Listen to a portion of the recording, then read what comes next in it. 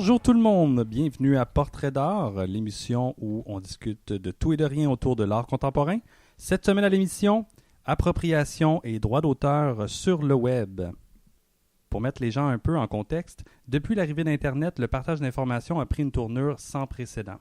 Tout ce qui a été dit et créé dans le monde est maintenant accessible en quelques secondes. Malheureusement, le fait que tout soit accessible emmène de nouveaux problèmes en ce qui concerne l'aspect légal de ce partage d'informations. Alors qu'il semble évident que d'entrer dans une galerie pour prendre une œuvre exposée et l'emporter chez soi soit un vol, lorsque l'acte se déroule en ligne, c'est plus difficile d'arriver à un consensus, à savoir est-ce que l'acte est illégal ou non? Est-ce qu'on a le droit de faire ça?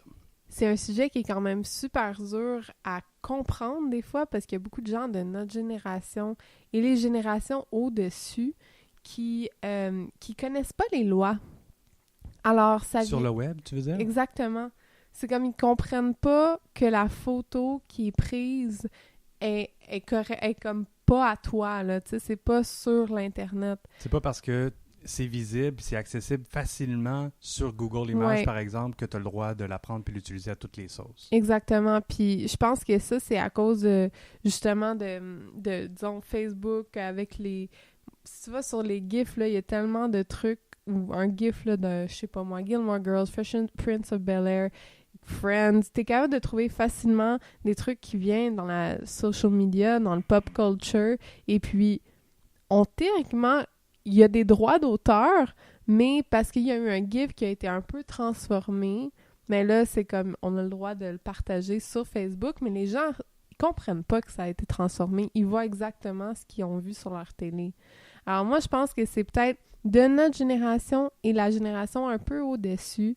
Ça, c'est eux comme c'est nous un peu qui ont de la misère. Je pense que ces générations après nous, j'ai l'impression qu'ils comprennent un peu plus. Mais je m'avance un peu peut-être en disant ça. Mais en tout cas, du moins, c'est quelque chose qu'on devrait vraiment s'attarder. C'est quelque chose que, dès le primaire, les professeurs devraient vraiment apprendre ça aux jeunes. Comme Oui. quoi, sur le web, les images, tout ce qui est contenu sur le web a des licences. Ouais. Et je comprends que ça peut être mélangeant et parce que ça l'est. Parce que c'est tellement abstrait que c'est difficile à gérer. Versus si, par exemple, tu as une image imprimée chez toi, encadrée sur ton mur. Ouais. C'est certain que je vais pas arriver chez toi puis je vais le prendre puis je vais l'emmener chez moi parce que on sait que c'est un vol.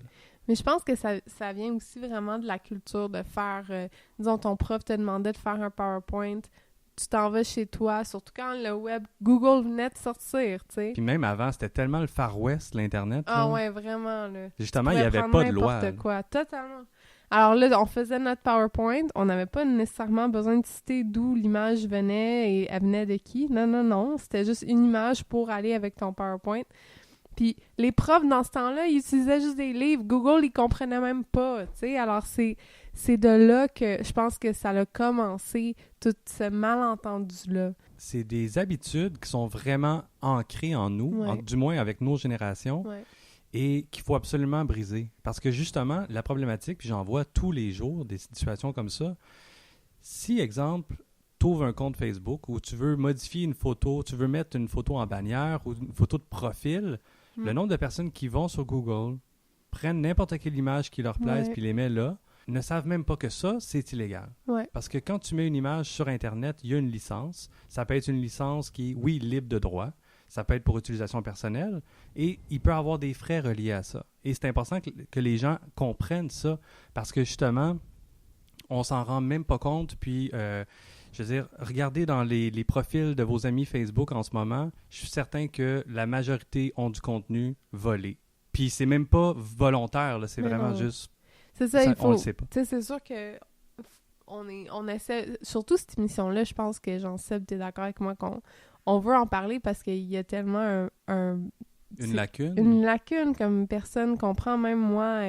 Je savais pas... J'ai jamais vraiment pris le temps à m'attarder à penser comme si je prends cette image-là de la culture populaire, est-ce que c'est vraiment un vol? J'ai jamais vraiment pris le temps de penser à ça, puis je pense que en étant peintre, dans ma tête, c'était comme, ben, tu sais, quand moi je prends une photo de mon œuvre, puis que je la mets sur Instagram, s'ils veulent prendre ma photo, ben, qu'ils la prennent. Tu sais, moi, j'ai encore l'œuvre chez moi. Ça change rien. Mais tu sais, c'est vrai qu'il pourrait prendre ma photo, la mettre sur un t-shirt, commencer à vendre les t-shirts. Je trouverais ça peut-être un peu moins drôle. Mais est-ce que tu dirais que tu accordes justement moins d'importance à l'image, exemple la représentation de ton œuvre, ou dans le cas d'un photographe, le travail en tant que tel, qu'à une œuvre, justement une peinture ou une sculpture, une œuvre qui soit physique? Est-ce que c'est pour ça que tu penses qu'on n'a pas le réflexe de dire est-ce que je suis en train de commettre un vol en ce moment? Est-ce qu'il y a des redevances que je devrais payer à l'auteur? Est-ce que on n'accorde pas vraiment d'importance à ce qui est virtuel? Je pense qu'on n'accorde pas vraiment d'importance. Je sais que dans mon cas, c'est sûr que lorsque l'image devient plus artistique, généralement, je garde je sais, artistique, c'est vraiment un terme trop J'allais justement te grand, demander, est où la ligne après? C'est ça, mais comme, tu sais, si c'est genre des mots sur une image, généralement, c'est comme dans ma tête, c'est un free-for-all. Mais c'est vraiment pas ça. Parce que quand c'est genre, je sais pas moi, une photo en macro ou genre une photo quelconque là, d'un Instagram d'un artiste, je prendrais jamais qu'est-ce qu'il y a sur l'Instagram de l'artiste, jamais. Mais pourquoi? Pourquoi est-ce que, pour moi, c'est plus facile de justifier une image, un genre de GIF, que une œuvre d'un artiste? Parce qu'il fallait avoir une certaine créativité pour créer le GIF, là. C'est quand même une œuvre, là. Définitivement. Puis à quelque part, ça peut même devenir, l'exemple du GIF, je trouve que c'est idéal parce que ça peut éventuellement devenir une forme d'art. C'est juste un médium. Donc pourquoi est-ce qu'il y aurait une hiérarchie? Le GIF, c'est en bas de la photo. Après ça, la photo, c'est en bas de tel. C'est ça qui est un peu absurde. Puis moi, ce que je trouve ironique, c'est que j'ai l'impression qu'il y a une bonne majorité des gens qui ne valorisent pas le contenu virtuel, alors que si on leur enlevait le cellulaire, forget about it. Ils capoteraient. Ben oui. Puis c'est fou parce que c'est comme... C'est vraiment la réalité, à mon avis, des artistes aujourd'hui. Mais parce que, justement, tout le monde a un peu comme un outil de photo dans les mains, il diminue définitivement la photo. Je sais pas pour du toi, fait que là. c'est démocratisé, peut-être. Oui, moi j'ai l'impression que la photo est vraiment devenue un petit peu plus lowbrow qu'avant. Si tu poses la question à monsieur, madame, tout le monde ou quelqu'un qui fait de la photo, souvent on va avoir tendance à valoriser vraiment la photo analogue, ce qui ramène un peu à la peinture, le côté tactile, l'aspect physique de l'œuvre, qu'une image numérique. C'est ça. Et même moi, en tant que photographe, j'ai tendance, je devrais pas le faire, mais j'ai tendance à vraiment faire le même raisonnement. Puis quand je fais du travail, entre guillemets, sérieux, je vais pas le faire au numérique. Je vais le faire analogue avec du film, imprimé avec... ça sera pas pareil. Pour moi, j'accorde plus d'importance justement à l'aspect physique, ce qui est complètement ridicule parce que je fais des photos dans des mondes virtuels complètement également, tout ça.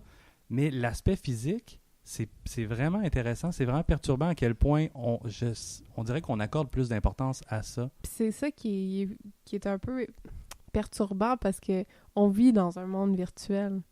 Tout est virtuel. On a même plus vraiment besoin d'avoir genre une TV. On peut tout faire sur notre iPhone. On passe la majorité de notre temps, de nos journées, dans un monde virtuel, que ce soit sur un téléphone cellulaire, dans un jeu vidéo, à la télé, peu importe. Non seulement les œuvres, oui, en art, tout ce qui est virtuel, j'ai l'impression que c'est dévalué, là, mais même les relations interpersonnelles. Mais oui. C'est tellement fou parce qu'une relation, tu peux tellement rentrer assez profondément dans une relation virtuelle parce que il y a un peu ce genre de masque créé par votre écran. Tu sais, personne ne peut vraiment savoir ma vraie personne, mais... Tu as une limite, puis aussi, le moment où tu te sens plus à l'aise, tu fermes l'écran. C'est ça. Exact. Moi, je sais qu'en tant qu'ado, c'était vraiment... moi, c'est ce que je faisais tout le temps, là, de genre 12 ans jusqu'à 18 ans. J'avais des amis... que je n'avais jamais rencontrés. Puis les gens comprenaient vraiment pas que c'était... que ces gens-là, des fois, me connaissaient mieux que les gens autour de moi. Parce que je leur parlais de tout et de rien. Comment qu'ils ne pouvaient pas me juger. S'ils me jugeaient, je faisais juste les bloquer. C'était pas très compliqué. Mais tu sais, ça, c'est très intéressant parce que tu peux vraiment développer quelque chose sur une relation cyber. J'aimerais qu'on parle de certains artistes dans l'histoire de l'art qui ont utilisé l'appropriation de différentes manières, comme Andy Warhol, Ouais. dans les années 60, où il a été poursuivi en justice par plusieurs artistes et il a perdu. Puis, à ce moment-là, il a commencé à demander justement la permission quand il utilisait une image d'un photographe comme source ou qu'il se la réappropriait d'une certaine manière. Penses-tu que Andy Warhol se ferait juger durement maintenant? Parce qu'il modifiait toutes les images qu'il prenait. C'est là où ça devient un peu dangereux, si on veut, ou intéressant, dépendamment comment tu le vois. Mais en altérant une image ou une source, exemple, je prends une image, puis toi, tu la reprends, tu te l'appropries, mais à ta manière, puis tu t'en sers vraiment juste comme une base. Et que tu vas soit peindre par-dessus, soit tu vas découper des parties, mais ça reste que tu as pris mon travail, mais la ligne où ça devient accepté, où ça devient une nouvelle œuvre, et non juste un plagiat, un, c'est mince, et deux, c'est extrêmement flou. Ouais. Qui juge de ça? Comment est-ce que tu peux... C'est pour ça que je trouve ça excitant, à quelque part, parce que de repousser les limites comme ça sans arrêt, nécessairement, c'est de jouer avec l'interdit.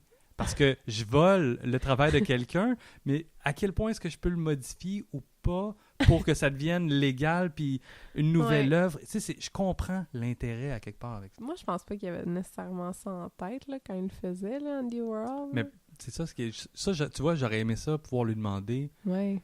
pourquoi? Pourquoi la Campbell Soup?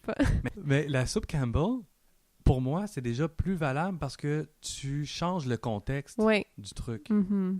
Tu prends un objet qui est un objet commercial pour en faire vraiment un objet d'œuvre d'art. Ouais.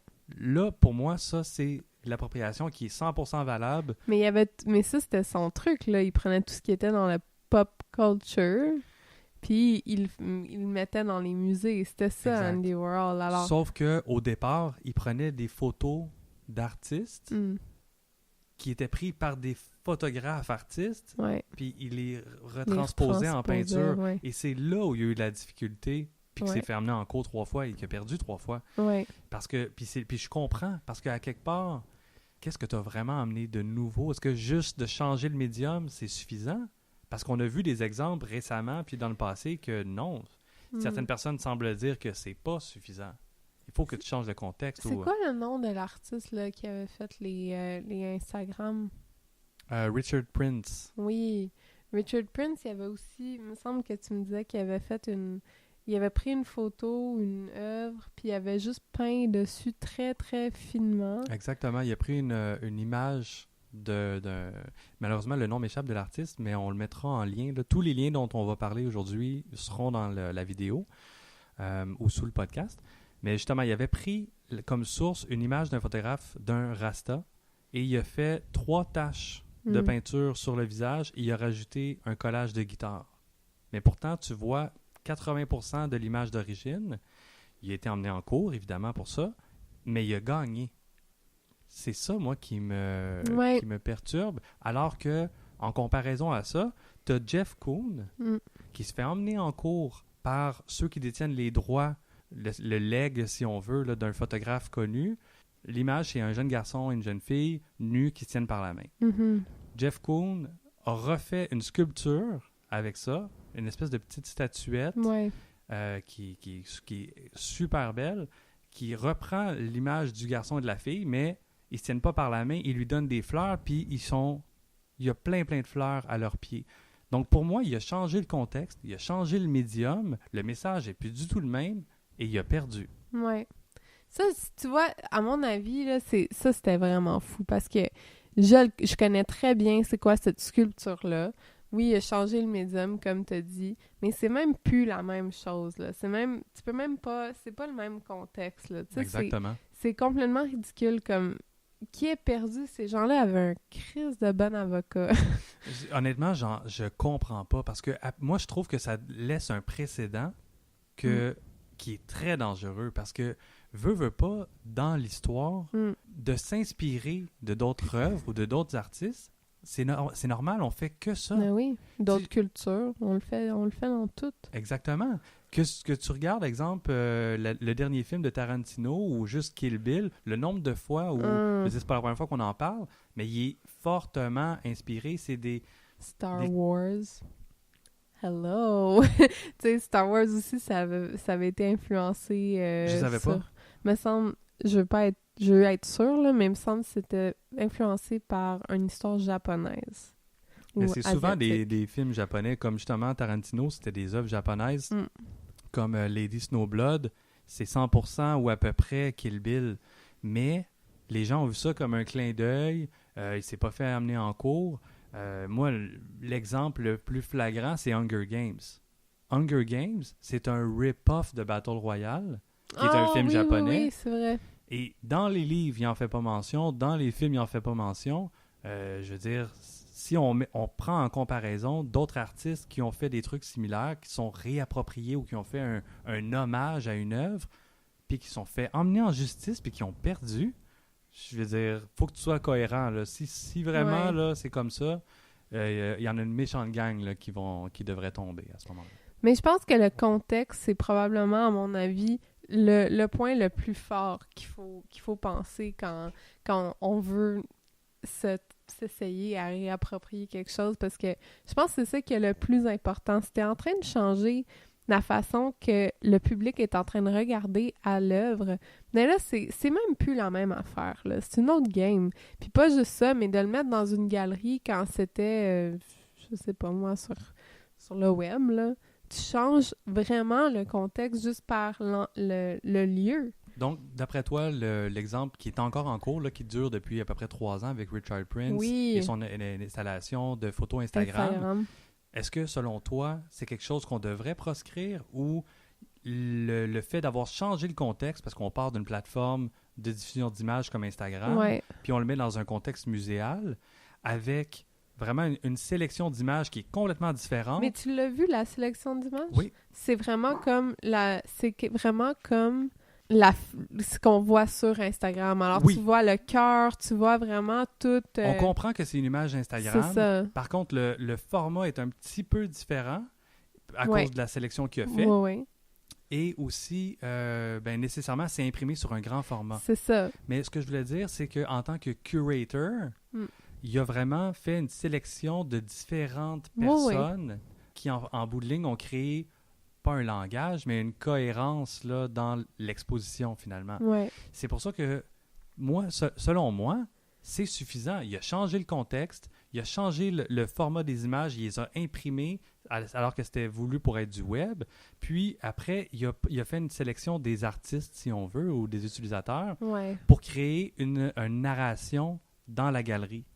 C'était pas ça à la base. À la base, là, c'était des images sur une plateforme. La seule chose que je me pose comme question, c'est que si disons, moi, j'avais pris une photo de mon balcon.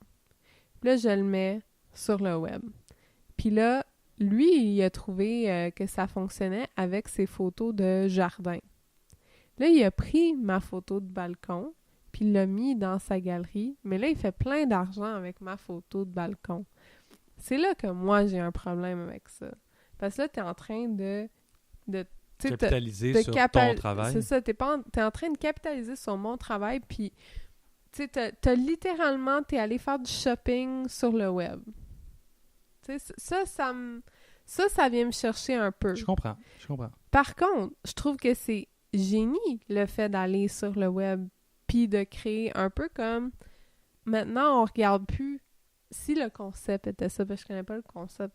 Si le concept, c'est comme, on regarde plus la vie, on vit sur le web, là, ça change tout. Parce que là, t'es pas en train de prendre ma photo, t'es en train de prendre le Instagram. Mais qu'est-ce que tu penses, à ce moment-là, des travaux comme John Raffman, par exemple, avec son projet Nine Eyes, qui est des images de Google. Mm-hmm. Finalement, lui, il se promène sur Google Street View, puis il capture des moments. Ça, c'est correct. Mais pourtant, à quelque part, il y a un photographe, même si c'est une machine ou peu importe, il y a quelqu'un qui a pris les images à la base et lui, il les a juste repris. Il a fait une sélection, un peu comme Richard Prince a fait une sélection sur Instagram des clichés qui, selon lui, parlaient un avec l'autre. Ouais, mais les sélections parce que justement sur Google Maps, quand tu es en train de faire le Street View, il faut que tu passes comme de là à là à là, puis c'est sûr qu'il est en train de prendre un fragment de l'image. Alors lui, il a un peu...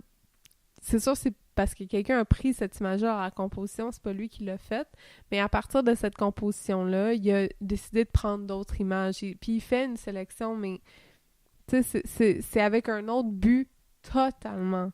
C'est même pas genre Google Maps, c'est Google Maps, mais une œuvre d'art, le mettre dans une galerie, lui donner un concept, ça c'est quelque chose d'autre à mon avis. Là-dessus, je te rejoins parce que justement, dans l'exemple de Richard Prince, moi, c'est aussi également un peu ce qui me dérangeait, c'est que j'ai l'impression qu'il n'a pas changé le contexte vraiment. Mhm. C'est-à-dire que il y a des œuvres qui se sont retrouvées dans son expo qui sont des œuvres d'artistes. C'est ça. C'est pas comme dans le cas de Google Street View où c'est à titre informatif, si on veut. Là. Le but, c'est d'informer les gens sur la disposition des buildings, sur les rues, ces choses-là. Et là, on le sort du contexte, puis on le remet dans un contexte nouveau, qui est le contexte artistique. Je pense que c'est peut-être là la fine ligne là, qu'on devrait faire attention. J'avais eu un prof à un moment donné qui nous avait dit « Un artiste, c'est quelqu'un qui est capable de remarquer les petites choses dans la vie de tous les jours. » Puis si on pense à ça, la façon que lui a pris les images sur Internet qui ont été remarquées par des gens, c'est pas lui qui a remarqué l'image. Là. L'image a été remarquée par quelqu'un d'autre, clairement, parce qu'ils ont pris la photo. Parce que Google Street View, c'est quelqu'un qui a remarqué dans le Google Street View que ça, c'est intéressant. Puis c'est comme, c'est le concept totalement. Là. Puis c'est, à mon avis, c'est ça qui définit, genre, la différence entre ces deux actes-là. Ça me fait penser aussi, parce que jusqu'à une certaine limite, je veux dire, il y a des artistes qui font qui créent des œuvres soit avec des casques de réalité virtuelle, soit littéralement dans des mondes virtuels comme Second Life ou dans des jeux vidéo. Il y a des détracteurs qui vont dire que c'est pareil. Ça devrait pas être légal parce que tu n'as pas créé le monde dans lequel tu fais ton œuvre, finalement. Ouais. Un peu comme les gens, comme on parlait, de Richard Prince ou d'autres personnes qui vont se réapproprier des œuvres.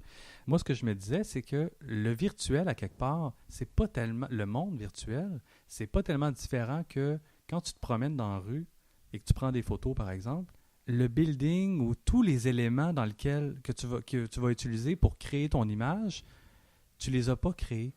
Ouais. Ça vient déjà de quelqu'un d'autre. C'est ça que je trouve intéressant parce que quand tu y penses, la photographie, c'est vraiment juste de prendre des éléments à gauche, à droite que tu n'as pas créés, mais de créer quelque chose de nouveau avec ces éléments-là. Oui. Et c'est ça, moi, que je trouve fascinant parce que c'est probablement un des seuls médiums artistiques que tu ne crées rien. Tu réorganises les éléments. Tu remarques. Ouais. Tu remarques des choses. Tu inclus des éléments en utilisant tel focal, en utilisant tel cadrage. Ça, je vais l'inclure dans l'image ou je vais l'exclure, mais je ne crée rien vraiment. Mais tu crées des concepts. Oui, ça, totalement. C'est littéralement ça. Mais je parlais plus en termes visuels, alors qu'exemple, la peinture, oui, tu n'as pas créé... non, c'est ça, tu n'as pas créé le pinceau, tout ça, la peinture, mais tout ce qui est ta composition, c'est une création, c'est de la création, là. Ah non, totalement, puis c'est comme... Il y a tout le temps, genre, un starting point pour un photographe où est-ce que... Il n'y en a pas vraiment dans les autres médiums. Tu sais, tu crées vraiment de scratch avec les autres médiums. On peut le préciser, là... en ce moment, ça se peut qu'on sonne un petit peu bizarre. C'est qu'on a dû réenregistrer le podcast un peu à l'arrache parce que j'ai fait une grosse bourde et malheureusement, la première version n'avait pas fonctionné. Alors, des fois, on a l'impression de se répéter ou qu'on cherche nos mots ou quoi que ce soit. Désolé pour ça, mais... Parce que là, c'est genre la deuxième fois qu'on le fait, alors pardon. mais pareil, je pense que les photographes, ils vont toujours avoir cet œil-là pour remarquer des choses. Puis oui, c'est peut-être pas quelque chose qu'eux, ils ont créé à la base, mais c'est d'avoir cet œil puis de créer un concept alentour de une composition qui crée basée avec des objets. Alors pour moi, c'est la difficulté, mais en même temps, hein, ton monde commence à éclater à cause de la réalité virtuelle, à cause de les jeux vidéo puis les mondes virtuels. Ça va jamais arrêter pour les photographes. À mon avis, il y aura toujours une façon de faire la photographie. Je sais que c'est un sujet que tu voulais aborder peut-être dans un autre podcast, mais je pense que ça pourrait fonctionner dans ce qu'on est en train de parler, là, ou du moins ça me fait penser à ça. Penses-tu que éventuellement là on parle dans un futur éloigné, mais quand Mm. même, éventuellement, il pourrait avoir que des médiums virtuels. Est-ce que tu penses que le médium physique, analogue, serait porté à disparaître? Puis je te dis ça parce que, tu m'en avais parlé, mais aussi parce que récemment, il y a beaucoup de compagnies en photo qui ont décidé de complètement arrêter la production d'appareils photo analogues. Ouais. Et pour certaines compagnies comme Canon, par exemple, c'était plus ou moins surprenant, mais il y a des grosses compagnies qui avaient un bon marché des caméras analogues comme Leica, Ouais. qui ont décidé, qui ont annoncé cette année, c'est terminé. Il va y avoir que des appareils photo numériques. Est-ce que tu penses qu'on peut éventuellement, ou qu'on se dirige tranquillement vers une période où il n'y aura plus de médium autre que numérique? Oui. Puis c'est là que je me pose la question, est-ce que les lois vont devenir moins sévères sur les copyrights de... Est-ce que tu penses qu'ils devraient être moins sévères? Parce que moi, au contraire, je pense que... Ben, c'est ça, c'est ce que je me demande. Est-ce que ça va être la norme de pouvoir utiliser une image que tu trouves online et de la modifier? Je pense que ces lois-là vont peut-être être plus claires, parce qu'on s'entend, tout le monde, quand on va online, puis on agree de rentrer sur Instagram ou Pinterest ou whatever, il y a rien, on lit pas ce que c'est écrit, puis il y a justement ces lois-là. Mais moi, je pense que ces lois-là vont devenir... Certains vont devenir moins sévères, comme le genre, si tu mets ton image online, attends-toi que quelqu'un va l'utiliser, mais ils doivent la modifier sûrement à un genre de pourcentage, comme il faut que ça soit 20% modifié, par exemple. Puis je trouve aussi que tout le phénomène d'appropriation, ça s'inscrit dans un courant qui pense que tout a été fait. Ouais. On entend souvent qu'en art, tout a été fait déjà. Ouais, non. Puis c'est un peu l'approche que ces gens-là ont souvent pour avoir parlé avec justement certains artistes qui ont cette pratique-là. C'est qu'ils vont dire, étant donné que tout a été fait, la seule chose que je peux faire pour créer quelque chose de nouveau, c'est d'utiliser des footage ou des images trouvées, Ouais. puis créer à partir de ça. Parce qu'ils disent, les matériaux sont déjà là. Moi, j'ai juste à les remettre en place dans une autre configuration et je crée quelque chose de nouveau avec ça. Et je peux pas faire autrement que de le comprendre parce que, oui, on est bombardé d'informations, on est bombardé de contenu. Et en tant que photographe, c'est un peu ce que je fais de toute manière. Ouais. Parce que comme on a dit, je crée pas les éléments, je les agence. Mais c'est quoi la différence à ce moment-là avec quelqu'un qui prend du contenu qui existe et qui les agence de façon à créer quelque chose de nouveau?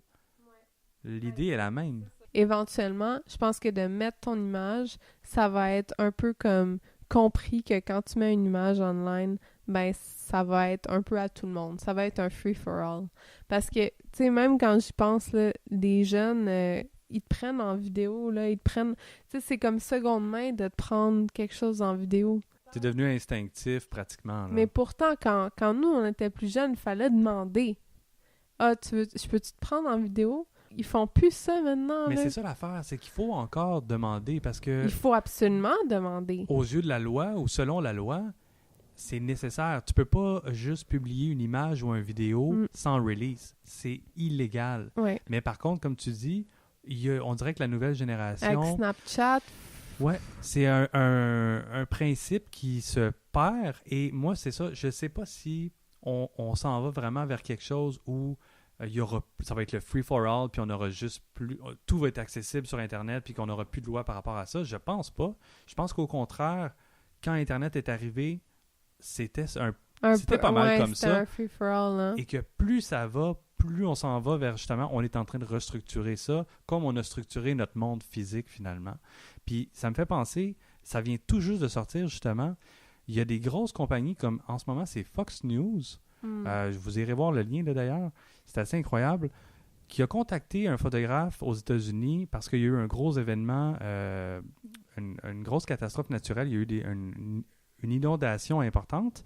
Et il a pris des photos, des vidéos. Il s'est fait contacter par Fox News pour savoir s'il pouvait utiliser ses footages. Il les a littéralement envoyés chier en disant « No, fuck off. Là. Non, vous n'aurez pas mes footages. » Et ils l'ont publié quand même. Ils sont cons.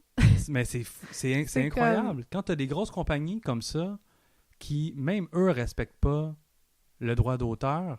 Puis à la limite, moi, ce qui m'a fasciné, c'est pourquoi est-ce que tu as demandé la permission si tu savais très bien que peu importe la réponse, tu le publiais. Qu'est-ce que t'en dis, Jamal? Il est d'accord. Tu me rentres les griffes dans la cuisse, mais je t'aime pas. Mais sérieusement, c'est tellement fou parce que, tu sais, ce gars-là, il va les amener en cours. Oui, définitivement. Il va gagner. J'espère. Puis c'est un peu comme ce que tu me parlais la dernière fois. Là où c'est dommage, c'est que les droits d'auteur, c'est tellement mal structuré, on dirait actuellement, qu'il n'y a tellement pas de cadre, c'est tellement flou que dépendamment sur qui tu tombes, sur quel juge, quel jury, ça se peut que tu gagnes et ça se peut que tu perdes pour des cas vraiment similaires. Il y a quelqu'un qui va avoir gagné pour une cause similaire en France, puis aux États-Unis, même principe, puis il va perdre. Oui, il t'aime pas. Il t'aime pas en face. C'était pas ta journée. Mais on parle de milliers de dollars et de réputation et de pratiques artistiques. Il faut qu'on structure ça. Ça n'a pas de sens. Il faut avoir des standards pour être capable de se défendre comme il faut. Puis ces standards-là, malheureusement, en ce moment, c'est des standards que personne lit quand ils sont en train d'accepter de mettre une image online ou de montrer leur vie sur le web. Il faut se responsabiliser, puis aussi, il faut... j'ai pas l'impression que je volais l'image ou quoi que ce soit. Non, assume, OK? Ouais. Quand, justement, tu t'inscris sur une plateforme comme Instagram ou Facebook ou peu importe, lis, justement, de quoi il y en est. Est-ce que les images que tu es en train de déposer sur cette plateforme-là t'appartiennent encore? Est-ce que tu gardes les droits? Est-ce que la compagnie a le droit de les utiliser pour n'importe quoi, mais les utilisateurs, non? Parce que justement, en ce moment, là, c'est un peu le Far West, même si c'est mieux que c'était, là, mais c'est un peu le bordel. Ben, je pense que ça, c'est le Far West, surtout en termes d'art visuel, parce que, tu sais, ils ont eu tellement à s'occuper de la musique puis de la vidéo. Mais, tu sais, la musique... Qu'on a structuré, c'est un bon exemple. Tu sais, comme... Moi, je me souviens être une jeune fille, puis que avoir... Puis je pense que aussi c'est pour ça, d'ailleurs, le bémol, je pense que c'est pour ça que je comprenais peut-être pas totalement l'importance de voler une image, parce que moi, dans ma tête, tu pouvais voler de la musique, tu pouvais voler des vidéos, parce que c'est ça qu'on parlait.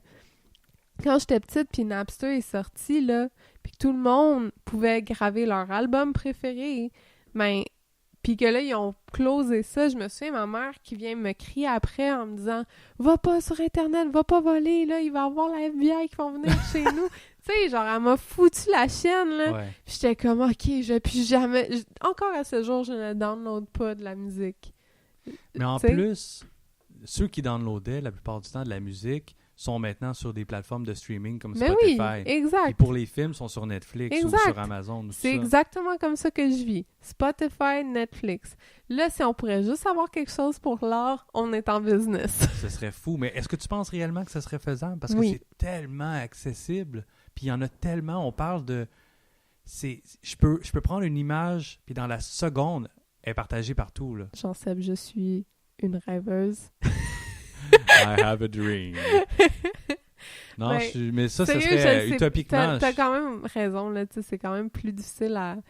Parce que c'est une image d'un artiste versus une image de, maintenant, peut-être un enfant de 2 ans qui vient de comprendre comment utiliser l'iPhone de sa mère. Il y a quand même une différence. Ouais. Puis clairement, il est pas capable de lire la clause. Alors, c'est comme... On est foutus. Non, mais je suis d'accord avec toi que ça prendrait quelque chose comme ça. Ouais. Même si c'est pas exactement comme une plateforme payante ou... Parce que, tu sais, est-ce que... C'est certain qu'en ce moment, si ça sortait demain, une plateforme payante où tu peux avoir tes images, tout ça. Mais en fait, je pense que c'est un peu comme le stock photo. Stock photo, c'est un peu ça. Tu as des images qui sont là.